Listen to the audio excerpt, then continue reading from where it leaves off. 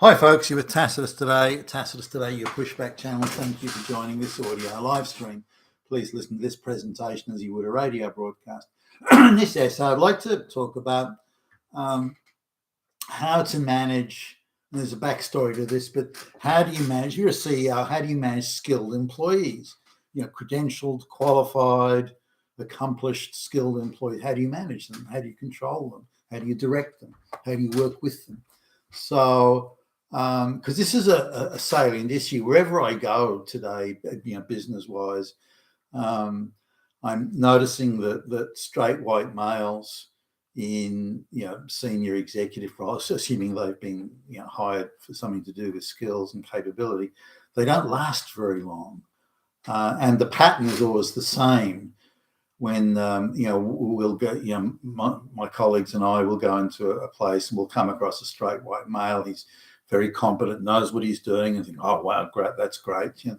This company looks like maybe they're moving away from affirmative action, even though they've got lots of black and brown lesbians and everything like that on the payroll and ticking the boxes and the affirmative action and DEI and race, gender, crime. Even though they've got all that, they still manage to find and appoint a competent, accomplished straight white male, which, by the way, is getting rarer and rarer these days.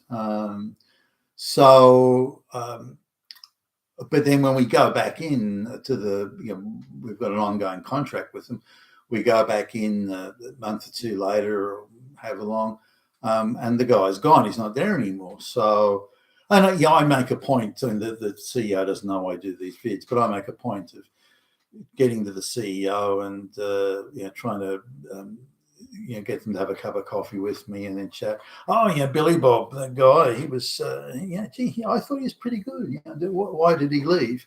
And I know that they got rid of him. I know that he didn't leave. Now the response, I mean, I could script this because I've heard it so many times, and it's pretty much the same response wherever you go. And this happens all the time. They'll hire a competent straight white guy. Then in a month or two, the guy's gone. So this is the conversation with the CEO.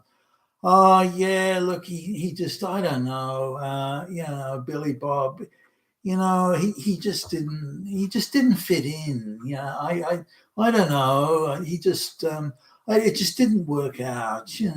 So now then I start my question. I have to be a little careful because I don't want the guy to clam up and not talk to me. So was he late? Was he tardy? Did he always come in? Did he stagger in drunk at midday or something? No. He was very reliable and turned up on time. Very well presented, very professional in his dealings with the people, and very professional in his dealings with me. Well, did he not accept direction? I was like, was there a reason you got rid of him? Did he not accept direction? You asked him to do something and he said, "Fuck off." Was that like he didn't? No. He did what I asked him to do, and no, he was very good, prompt and reliable, and handed his reports on time, and so on and so forth. Very professional. He's doing, the people that reported to him, he was very professional there. The work he did was good quality, and so there's not a single. Did he go running around grabbing the asses of the girls in the? No. He was very, very respected. So there's not a single complaint, that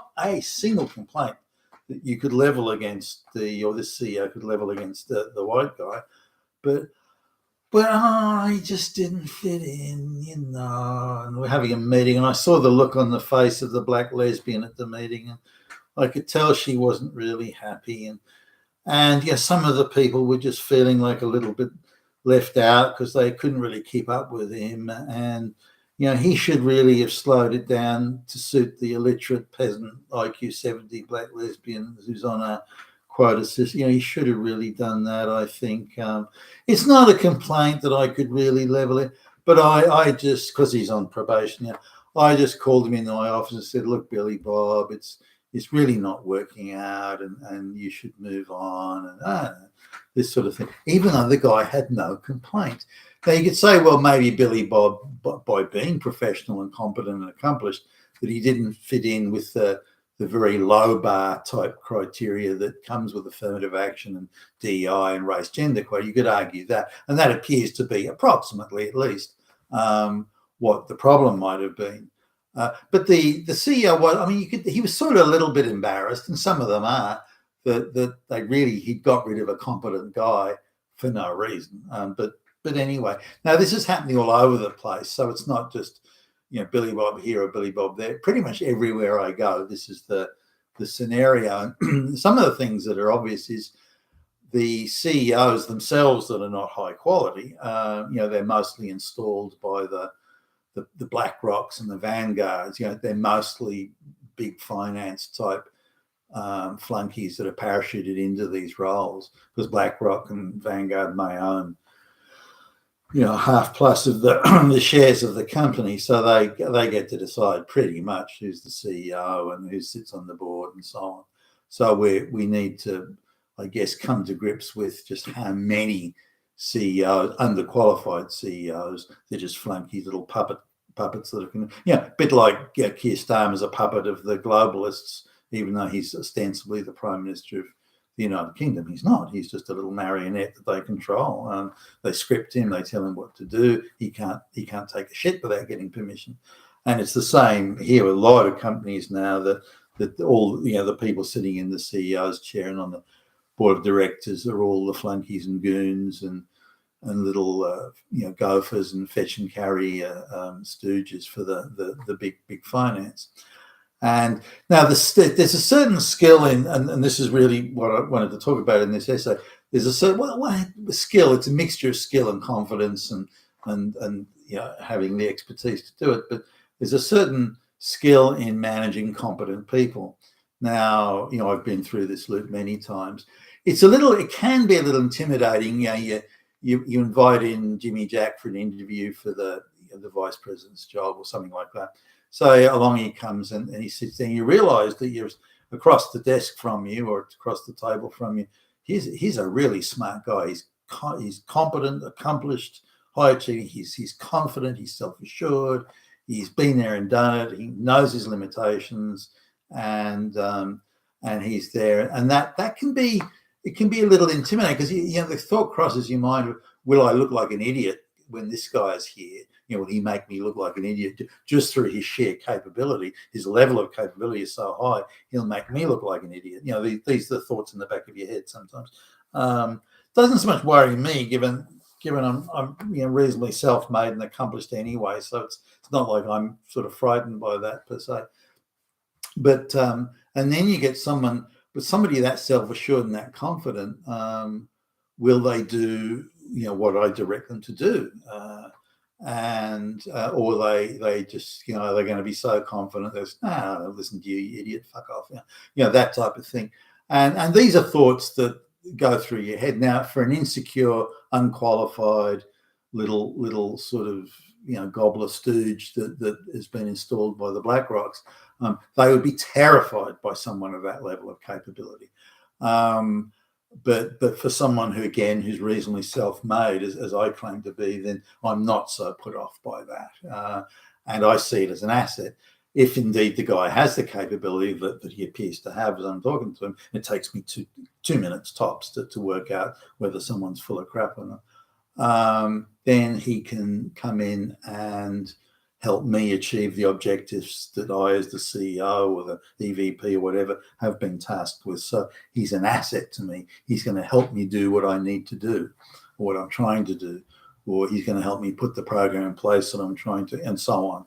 So he's a great, unlike, say, someone who's underqualified and a flunky. Now they'll blush and they'll give me the puppy dog eyes, and they'll bow their head in my presence and all that sort of stuff, and that makes me feel big and tough. But it doesn't get the job done. And the guy's a liability, because I have to, constantly check out, what are you doing now? What, the lower qualified people. Whereas the higher qualified people, you give them far more latitude because they have far more capability. So managing someone of high capability and accomplishment, that's sort of where I'll focus on that.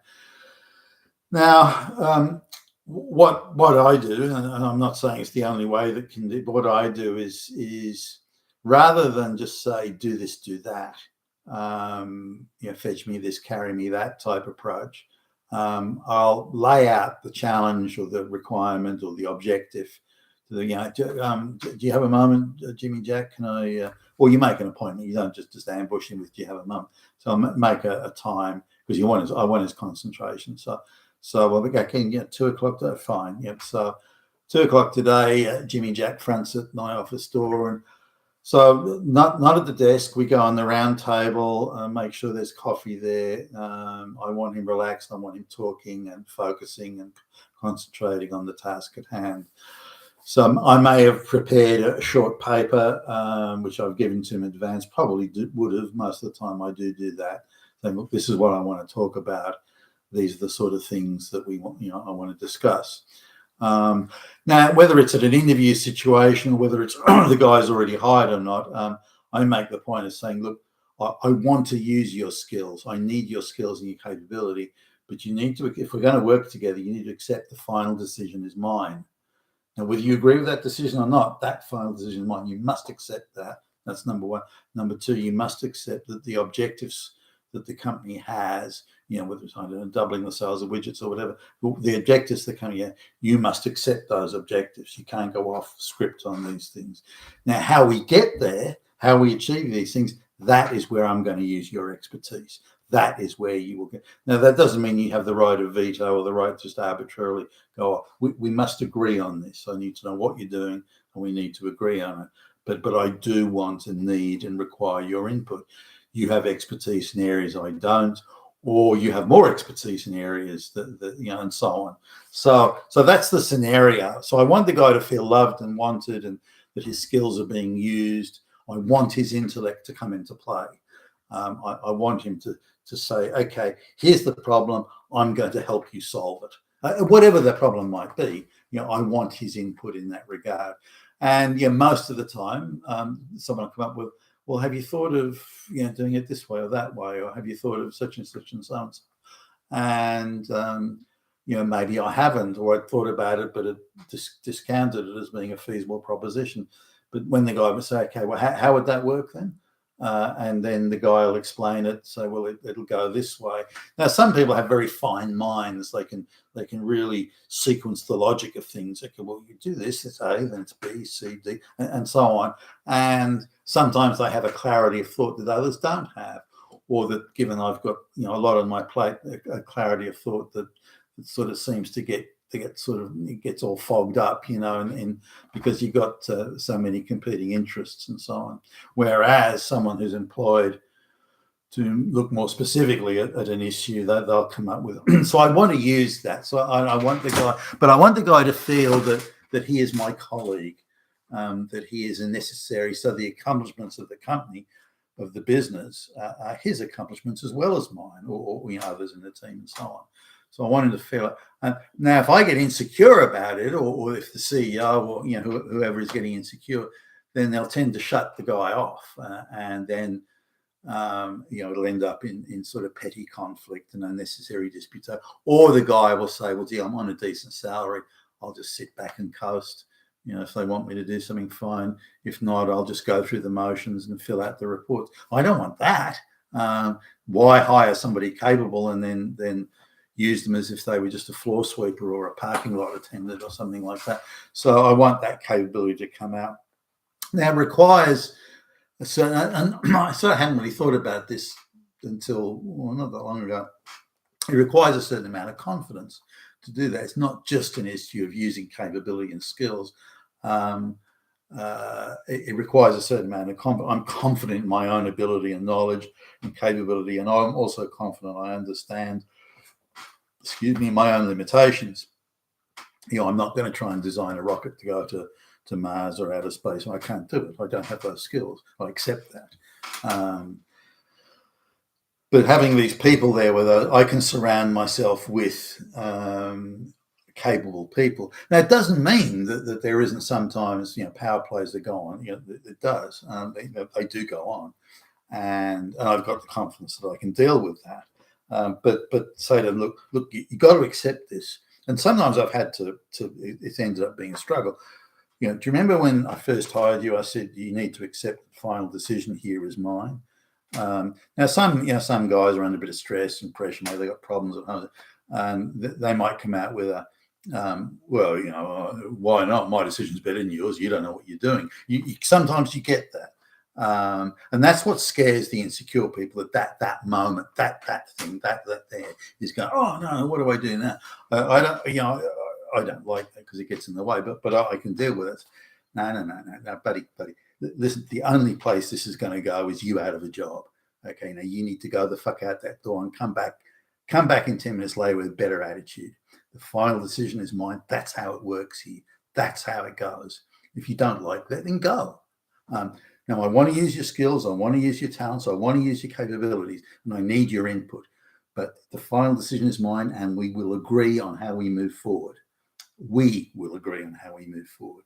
So don't give me any more of that fucking bullshit and take your fucking attitude. Now, sometimes it requires those sort of conversations. And mostly the guy will go quiet, then he'll sort of look around and he'll nod. He'll accept what I've said, and that's it. And I don't want any bad feelings, so I'll follow it up an hour to it. Now, just on your attitude there, is there any sort of simmering sort of resentment here? I need to know that now. Oh, no, I was out of line. I shouldn't have said that.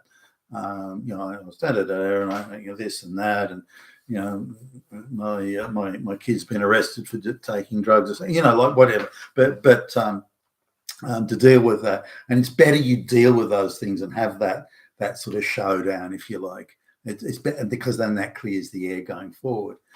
But it does take so you have to appreciate skill. I believe have to appreciate skills, capabilities, and credentials. I want to look. What have you achieved? What have you? Can you? If I give you a broad thing of, boost the sales from 100 widgets to 200 widgets, I want to know that you can come back to me with ideas, creative ideas, so we can achieve that.